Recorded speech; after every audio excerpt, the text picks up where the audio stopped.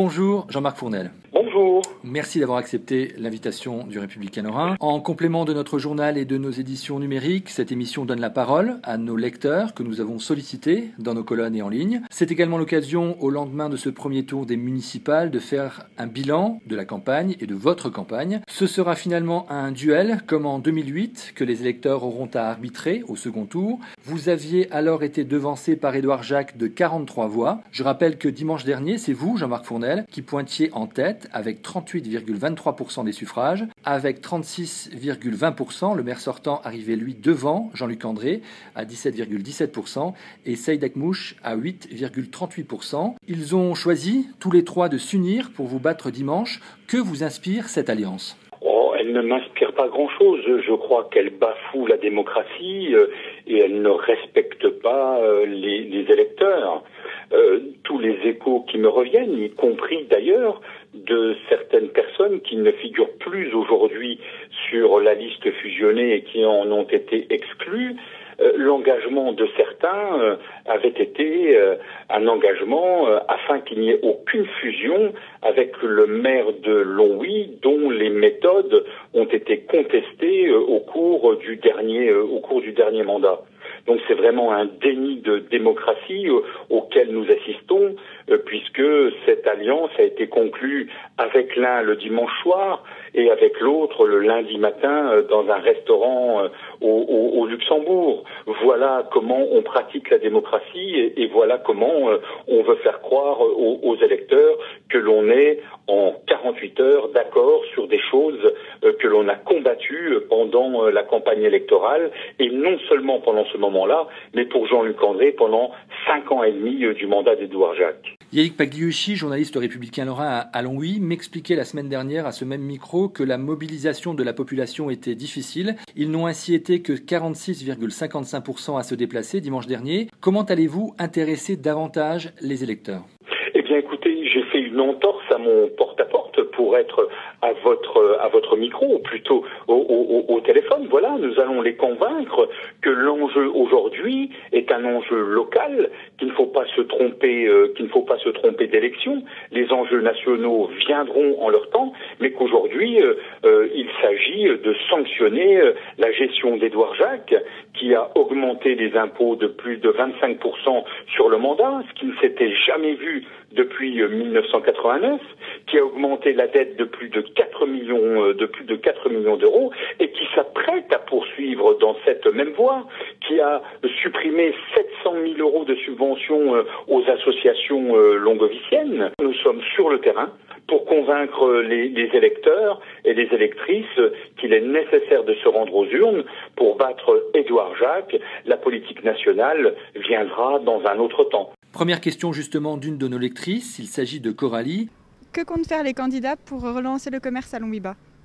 Eh bien, sur Longwy-Bas, nous avons convenu d'abord avec le président de l'association des commerçants que j'ai rencontré de créer ce que l'on appelle un comité de centre-ville, où l'ensemble des décisions seront concertées entre la collectivité et les associations et l'association des commerçants.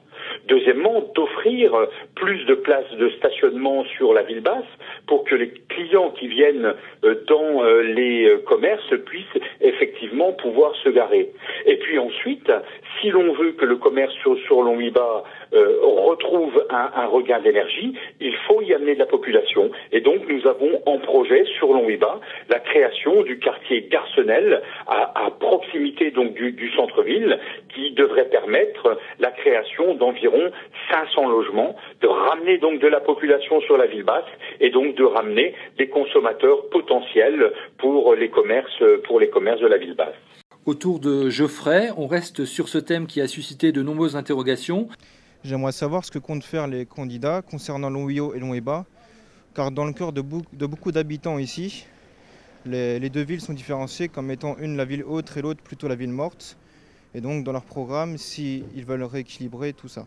Eh bien, écoutez, nous avons une ville haute que l'on va consacrer à l'histoire de notre ville.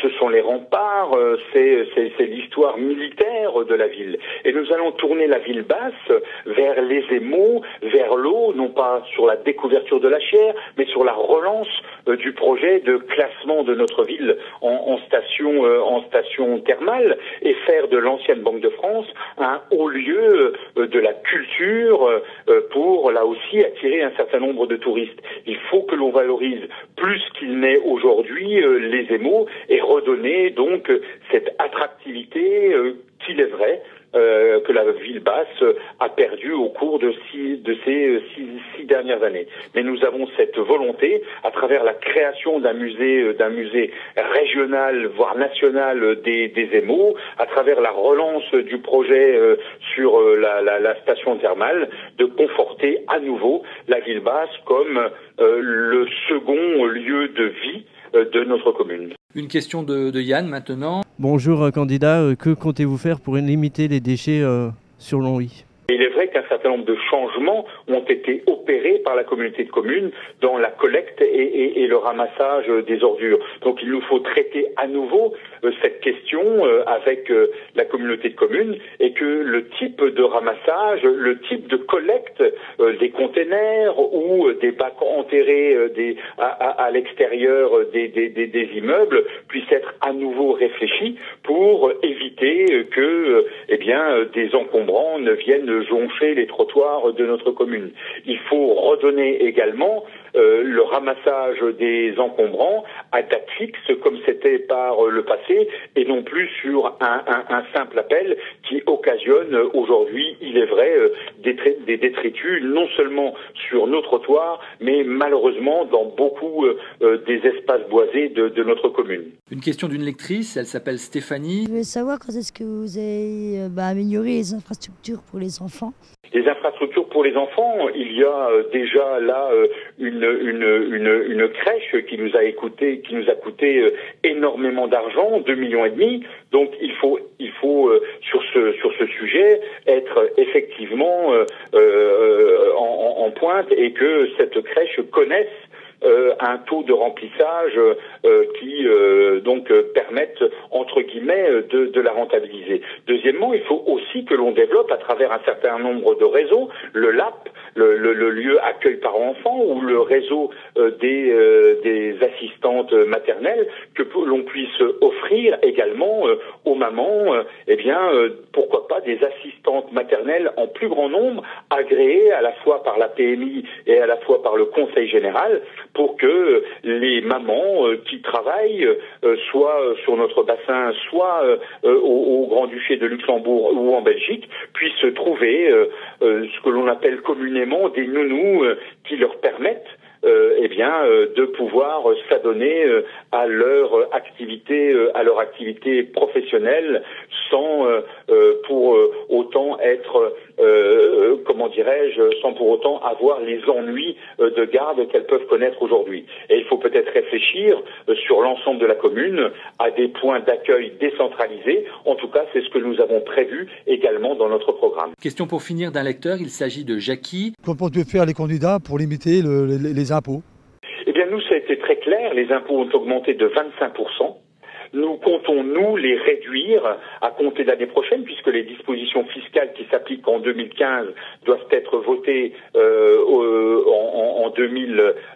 avant juin 2014. Les choses, elles sont claires. Nous proposons une baisse de 5% de la pression fiscale par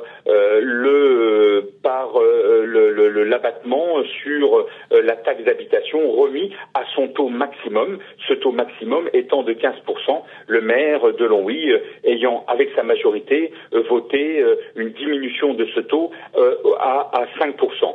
Ensuite, je ne peux pas m'engager sur la suite. J'attends le rapport de la Chambre régionale des comptes qui audite actuellement la ville de Longwy, et en fonction de ce rapport, des conclusions de la Chambre, de ses recommandations, nous regarderons comment, dans les années futures, nous pouvons effectivement alléger les impôts qui pèsent sur les familles longoviciennes et qui sont actuellement beaucoup trop lourds. Ce sera ma toute dernière question. Pourquoi feriez-vous, Jean-Marc Fournel, un meilleur maire que votre concurrent si vous étiez élu dimanche soir?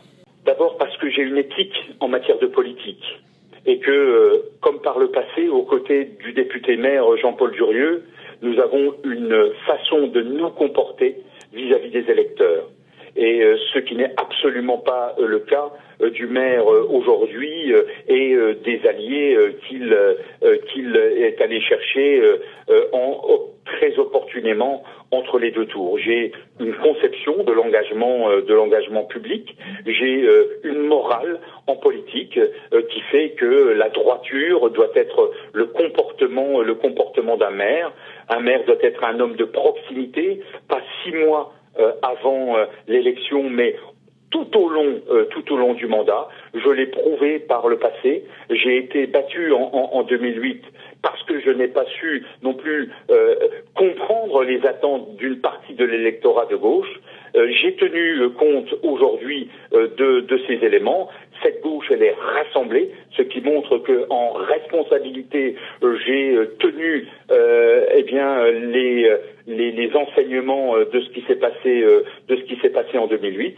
Et puis nous avons travaillé tous ensemble, les écologistes, le comité local du Front de gauche de Longwy. Nous avons travaillé tous ensemble sur le programme que nous partageons. Voilà, nous sommes une équipe unie au service de la population, au service de notre ville, ce qui n'est pas le cas de Monsieur Jacques, Akmouche et André, dont on voit bien que les seuls intérêts personnels ont primé sur l'intérêt général de notre commune.